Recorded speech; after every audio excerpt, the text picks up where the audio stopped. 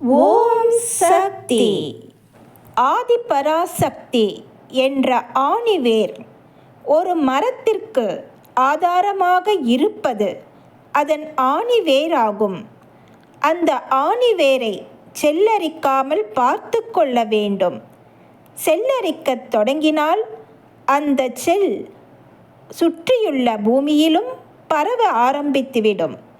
அதுபோல உங்கள் மனம் ஆதிபராசக்தி என்ற ஆணிவேரை பற்றி கொள்கிற போது அழுக்கு, சோதனை, பந்தபாசம் என்ற செல்கள் உங்கள் மனத்தை அரிக்கத் தொடங்கும். அவ்வாறு அரிக்காமல் பார்த்து கொள்ள வேண்டும். மனித குலம் செய்த தவறு பெண்களுக்கு ஆரம்ப காலத்தில் முக்கியத்துவம் கொடுத்திருக்க வேண்டும். பெண்களுக்கு முக்கியத்துவம் கொடுக்கப்படவில்லை என்றால் இங்கே நிம்மதி, அமைதி, வருவாய், ஊதியம் ஆகியவை கிடைக்காது. அன்னையின் அருள்வாக்கு.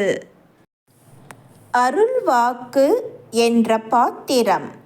என்னுடைய அருள்வாக்கு என்ற பாத்திரத்தை பயன்படுத்தி எதிர்கால வாழ்வினை அமைத்து கொள்ள வேண்டும். எல்லோருக்கும் பகிர்ந்தளிக்க வேண்டும்.